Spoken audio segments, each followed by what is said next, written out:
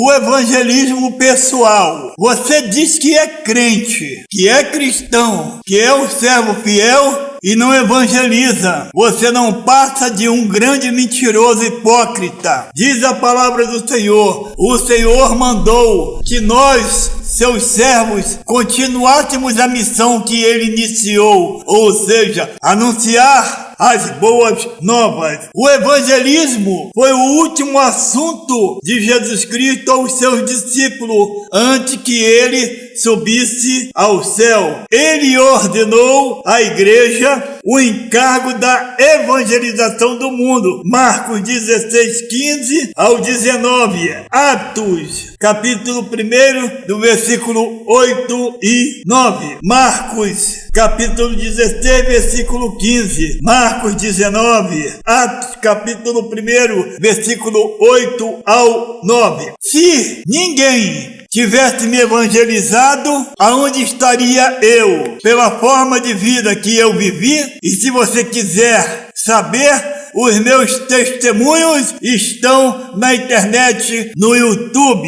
Com certeza absoluta eu creio que eu já estaria morto, ou no mínimo preso. O alvo do evangelismo é tríplice: salvar os perdidos, restaurar os desviados e edificar os crentes. Você, por acaso, já experimentou a alegria, o prazer de ganhar uma alma para Jesus? Há dentro de nós uma alegria inexplicável em sabermos que ajudamos a alguém a achar o caminho do céu, porque você prega e o Espírito Santo convence o pecador do pecado. Ganhar almas foi a suprema tarefa do Senhor Jesus Cristo aqui na terra. Lucas 19:10. 1 Timóteo capítulo 1, versículo 15. Paulo, o grande homem de Deus do Novo Testamento, tinha o mesmo alvo e visão. 1 Coríntios capítulo 9, versículo 20. Uma grande parte dos crentes pensa que a obra de ganhar almas para Jesus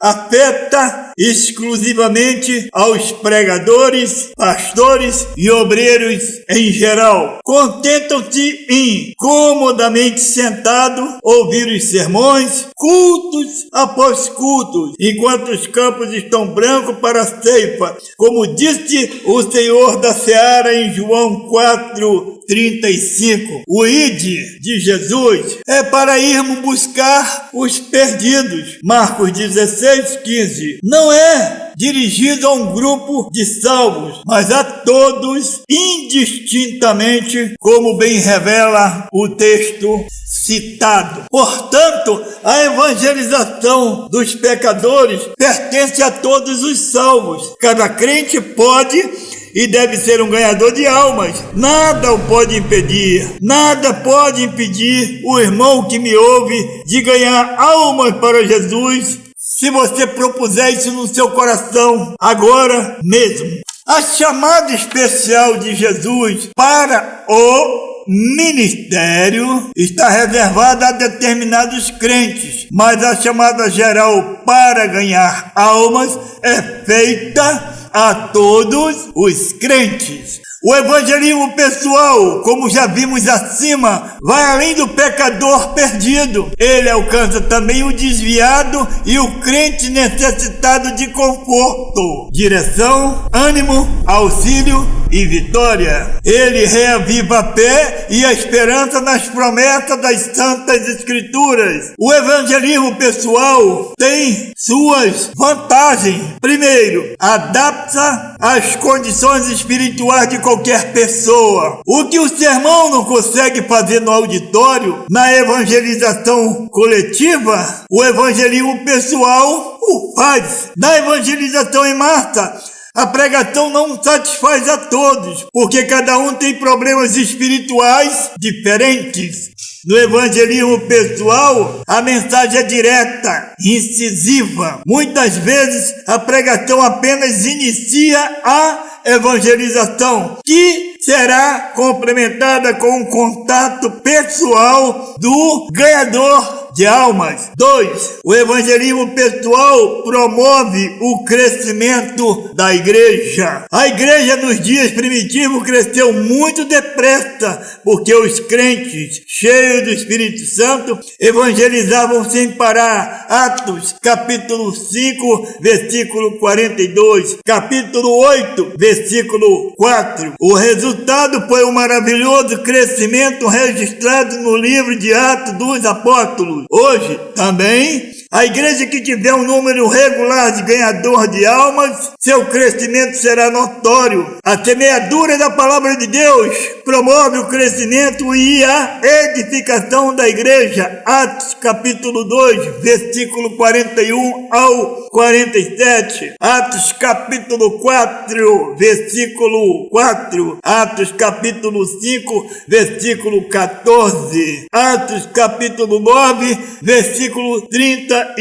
E, principalmente, no capítulo 21 e o versículo 20. A maior e melhor maneira de ajudar o pastor no crescimento do rebanho de Deus é ganhar almas individualmente. E o irmão que me ouve tem feito isso? Está fazendo isso? Se hoje, na igreja, cada um ganhasse outro, qual seria o resultado? Se todos ganhassem almas como você, qual seria o crescimento da igreja? Por exemplo, agora são 5 horas da manhã do dia 16 de junho de 2020 e eu estou aqui evangelizando você que vai me ver, já que eu não pude chegar até você diretamente, não o conheço, estou aqui evangelizando você com um único objetivo: mostrar para você a missão do cristão, ou mostrar para você que é cristão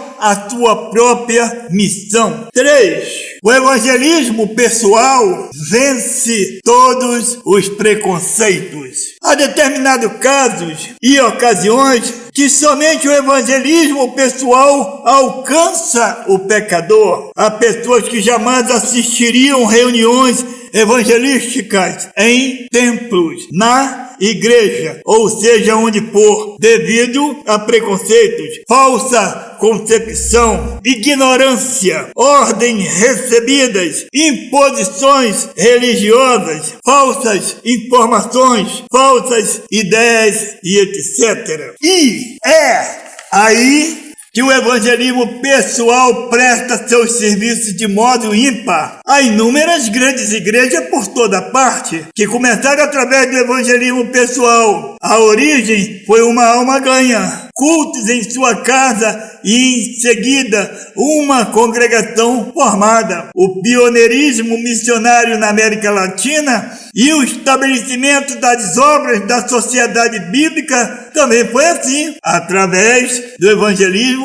pessoal. A Bíblia é evidente, a palavra de Deus, e é do Senhor que temos a extraordinária promessa. O Senhor disse: porque assim será a palavra que sair da minha boca, ela não voltará vazia, antes fará o que me apraz e prosperará naquilo para que a enviei. Isaías 55, versículo 11. Salmo 126, versículo 5 e 6. Ruth, capítulo 1, versículo 16. Tiago, capítulo 1, versículo 21, parte B. Mas, se você não abrir a boca, se você não falar, como a palavra do Senhor vai agir? Nós sabemos que a Bíblia é o manual do evangelismo pessoal. É evidente que para termos êxito nessa obra, 2 coisas precisamos considerar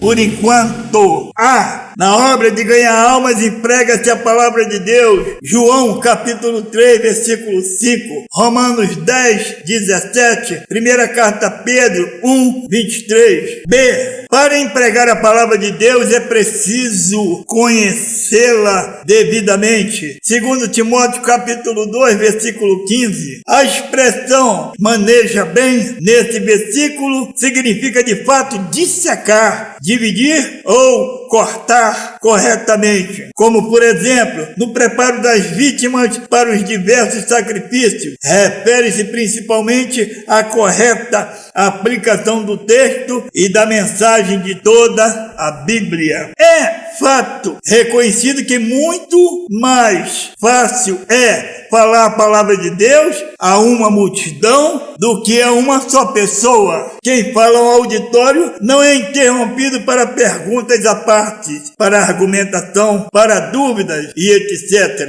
Já quem fala a uma só pessoa poderá e virá certamente a vir e enfrentar tudo isso. Há pecadores que aceitam a mensagem da salvação sem objeções e sem argumentação, mas outros apresentam escusas tais que, se o crente não conhecer devidamente as Escrituras, ficará em situação vexatória. É verdade que o Espírito Santo guia e inspira na obra de ganhar almas, mas no tocante às Escrituras, ele só pode lembrar-nos daquilo que conhecemos antes. João 14, 26. Não sei, que não ouvi, que não li, que não aprendi. Por sua vez, o pregador ou ganhador de almas não é adivinhador de versículo. Muitos, a esta altura, firmam-se Mateus 10, 19 e 20, para declararem que na hora precisa o Espírito Santo dará tudo, mas é bastante o contexto da referida passagem para ver a questão, a ocasião que Jesus está se referindo. Leia Provérbios 9, 1 Timóteo, capítulo 4, primeira carta a Pedro, capítulo 3, versículo 15. A Bíblia é a palavra do Senhor, mas também de Gideão, Juízes 7, 20. Isto é, ela é a arma que o Espírito Santo usa, mas o elemento que conduz é o crente. Portanto, é imperioso que o cristão aprenda a manejar bem o livro de Deus. Há crentes que você nem sabe que são cristãos. Há crentes que até evitam falar o nome de Jesus por causa do seu pouco ou nenhum conhecimento das Escrituras Sagradas. E há crentes que usam somente versículos salteados para poder cobrar do irmão, corrigir o irmão, e até mesmo ele tem prazer em humilhar o irmão ou o próprio ímpio. Mas ele não evangeliza, ele apenas usa a espada como arma para agredir. No evangelismo pessoal, a doutrina principal é a de salvação da alma. É preciso que o crente conheça bem os textos para apresentá-los à medida que a necessidade for exigindo. Não é um texto qualquer que vamos citar, mas aquele apropriado para o momento, pois a Bíblia tem uma mensagem adequada para cada caso, cada coração, cada circunstância.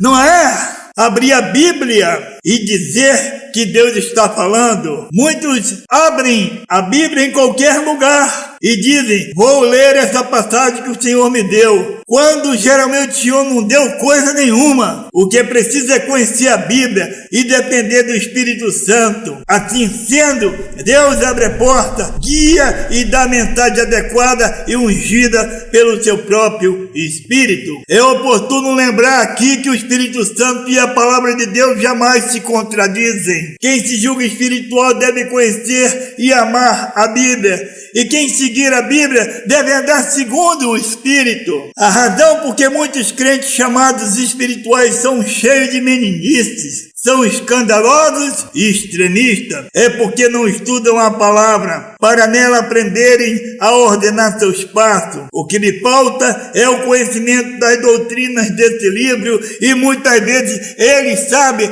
que está fazendo errado, como um exemplo que eu vou citar. essa questão de pula-pula dentro da igreja, um falatório danado, parece até uma casa de maluco, uns caindo pelo chão, dando tesoura voadora. E a palavra do Senhor é bem clara quando diz que deve haver respeito, porque se um ímpio, quando entra e vê aquilo, diz que ali é um verdadeiro manicômio e não volta mais.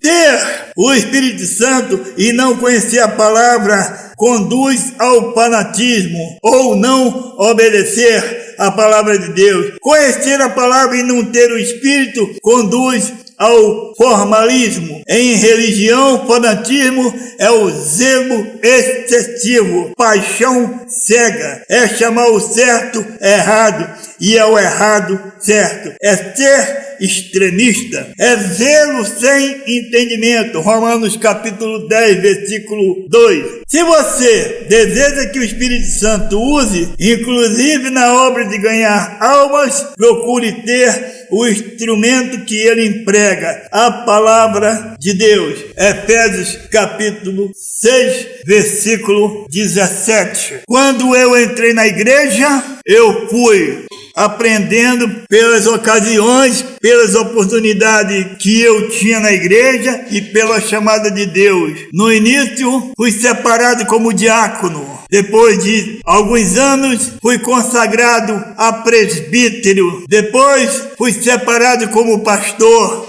E por último, fui consagrado como evangelista, a função que eu mais gosto de exercer, porque eu estou frente a frente com o homem e estudo a Bíblia todos os dias da minha vida. E não comecei ontem, fazem mais de 20 anos que eu sirvo ao Senhor. E por isso eu glorifico ao Pai, ao Filho e ao Espírito Santo, agora e para sempre. Amém.